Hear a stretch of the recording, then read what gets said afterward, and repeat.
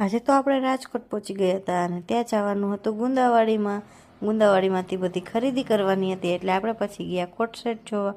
અહીંયા coat set પણ જોઈ લીધા અને કોટ સેટ જોઈને પછી આપણે નીકળી ગયા આગળથી પછી લેવાનો હતો પ્લાઝા, એટલે પ્લાઝા પણ જોઈ લીધા આપણે ને પછી લેવાનું હતું રૂહી માટે તેલ પણ લઈ લીધું ને પછી આપણે નીકળી ગયા બહાર નીકળીને પછી આપણે ખાઈ લીધી હતી પાણીપુરી ખાઈને પછી આપણે આગળ નીકળી ગયા અને ત્યાં બધી આ વસ્તુ સરસ હતી એટલે આપણે જોતા હતા કે આમાંથી રૂહી માટે શું લેવું.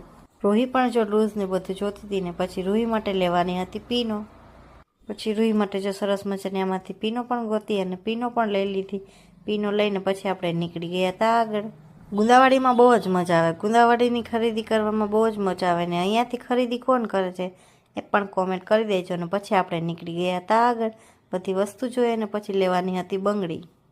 પછી બધું જોતા હતા અને આગળ ગયા અને પછી આગળ ત્યાં સરસ મજાની બંગડીઓ હતી એટલે અમે જોતા હતા કે આમાંથી કઈ બંગડી લેવી. પછી એમાંથી સરસ બંગડી ગોતીને લઈ લીધી ને રૂહી કે મમ્મી મારે આ લેવા છે બ્રેસલેટ. પછી એનું મમ્મીએ જો એનામાંથી સરસ મજાનું બ્રેસલેટ પણ લઈ લીધું.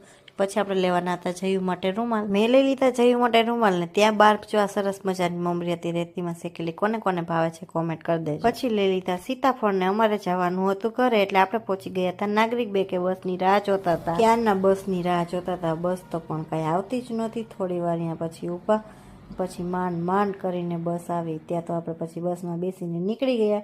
વિડીયો ગમ્યો હોય તો લાઈક કરી દેજો. મોર્નિંગ વ્લોગ્સ જોવા માટે ચેનલને કરી દેજો સબસ્ક્રાઈબ.